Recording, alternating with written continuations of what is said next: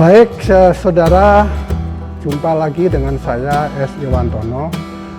Kali ini kita akan berbincang mengenai ekonomi rakyat akibat pandemi corona ini. Ada beberapa pertanyaan yang memang banyak kita dengar dan perlu juga kita mencari jawab atas pertanyaan itu. Bagaimana pendapat Pak Iwan dampak pelonggaran PSBB bagi ekonomi rakyat Indonesia? Ya, sebenarnya begini ya, kalau sebelum pandemi ini kan ekonomi juga nggak baik-baik banget gitu. Tetapi akibat dari pandemi ini saya kira semakin runyam. Rakyat kecil ya sekarang ini walaupun sudah dibuka PSBB ya, ada banyak yang masih penghasilannya itu 30.000 satu hari, ada yang 50.000 sehari ya. Dengan jumlah itu tentu harus membiayai anaknya yang 2 atau 3, ini memang cukup sulit bagi mereka. Banget Pak, ya sulit banget kalau lagi corona gini ekonomi. Anak coba 3. Ya 3 saya. Berapa anaknya sekolah di mana? Ya yang 1 kelas 6, yang 2 lagi masih kecil-kecil Pak. Yang 2 lagi. Bapak dia baru dapat berapa? 30, kadang-kadang 20. Dan Kalau penghasilan kan tentu, cuman kalau sekarang biasa kadang habis, kadang setengahnya atau seperempatnya. Setengahnya, seperempatnya. Iya, paling mentok setengahnya. Dapat berapa sehari tadi? Paling kalau setengahnya 150-an. Bisa berapa? Bisa apanya Pak? Oh, dikurangi modal kalau 150-an, paling 40-an lah.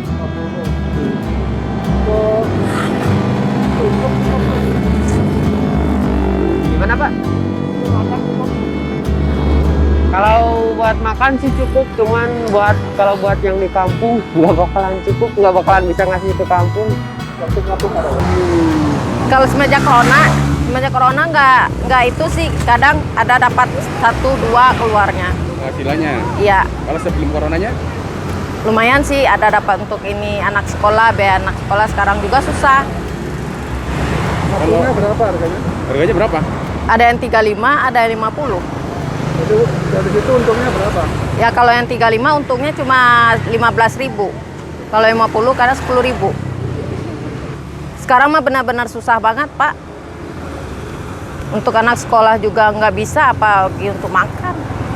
Makan juga kadang-kadang ini belum laku 1 pun. Hari ini? Belum 1 pun. Aku 1 biji juga belum ada yang Jadi laku. laku ya. Belum Kalau bantuan dari pemerintah? ada pernah dapat menerima, saya belum pernah. Kakak udah 3 kali diambil tapi bantuan nggak dapat. Udah 3 kali kakaknya diminta, tapi itu bantuannya nggak keluar. Kakak udah diminta? Kakak udah diminta 3 kali. Udah 3 kali. Katanya belum turun mulu katanya. P-nya Udah bolak-balik saya nanyain. ya udah ada 2 bulan yang lalu ya sembako ya. Hah? Apa bentuknya? Beras, minyak, gula. Ya. Sekarang sudah dilonggarkan PSBB. Apa ada perbaikan? Sebenarnya sih ada semangat baru muncul ya, mereka mulai membaik, kemudian peningkatan pendapatannya juga lumayan. Kalau sebelum pelonggaran itu mereka paling 10% dari yang biasa. Sekarang saya dengar sudah bisa mencapai 40 sampai 50% ya dari pendapatan yang diterima. Kalau sehari ya biasanya 1,5. Enggak, kalau masnya sama modalnya itu 1.500.000, paling itu dapatnya 200 gitu Pak. Sama modal, iya sama itu. Kalau sekarang? Sekarang paling 1 juta. Ntar buat belanja, paling kadang-kadang buat belanja 900 dapatnya 100 Pak. Iya. Kalau kemarin waktu masih di lockdown itu gimana? Kalau di lockdown malah nggak ada orang itu Pak, malah di bawahnya 1.500.000 paling dapat itu. Sama modalnya malahan nggak ini. Iya malah rugi kemarin itu. Tapi sekarang mah agak lumayan, masih mending daripada yang kemarin. Bisa untuk ya, kalau ibu di nggak? Didaftar di pemerintah nggak? Di data Pak, Kemarin dapat apa? dapat beras sama sembako. Atau sudah sama sembako? Iya.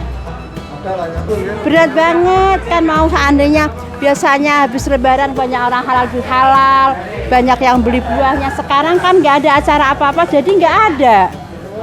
Lah iya, kalau biasanya kan ada syukuran halal bihalal. Sekarang mah nggak ada acara apa-apa, semua acara dilarang. Jadi nggak ada perkumpulan apa-apa, kan jadi begitu. Jadi harapannya acaranya dibuka lagi. Lah acaranya dibuka lagi.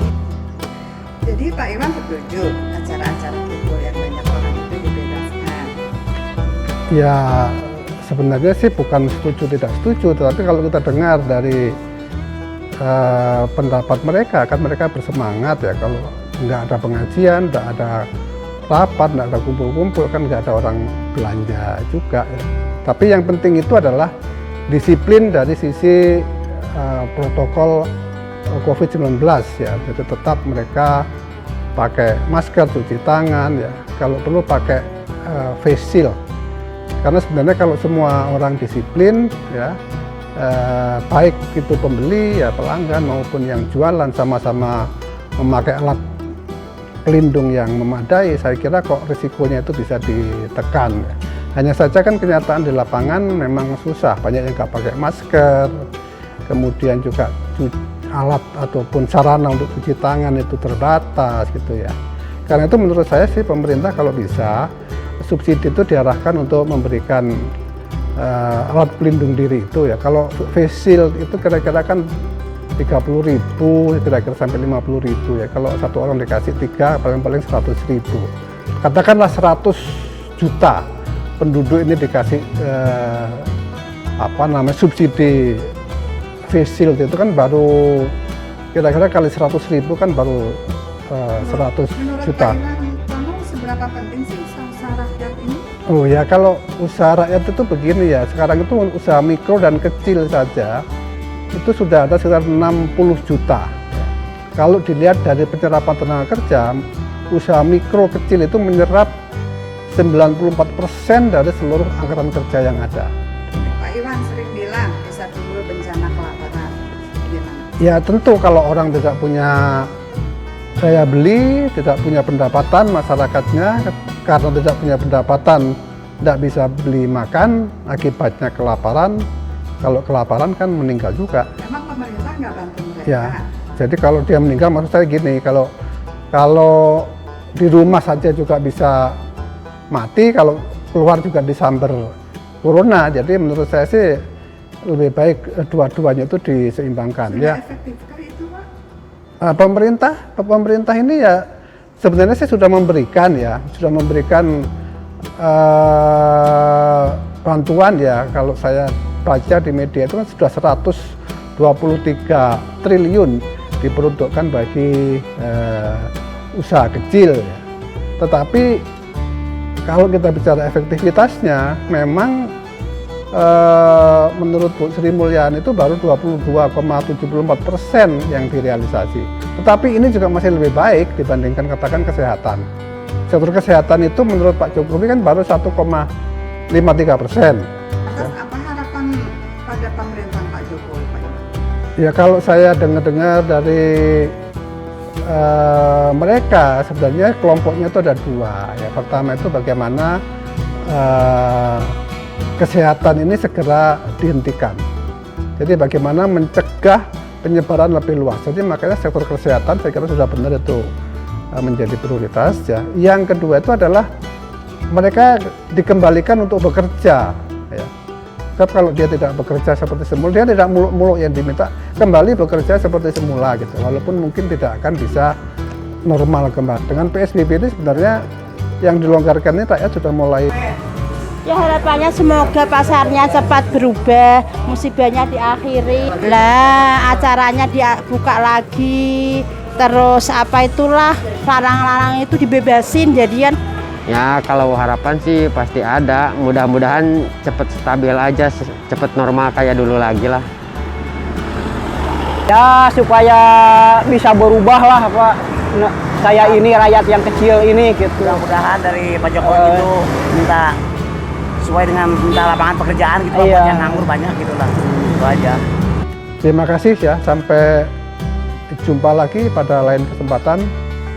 Salam sehat.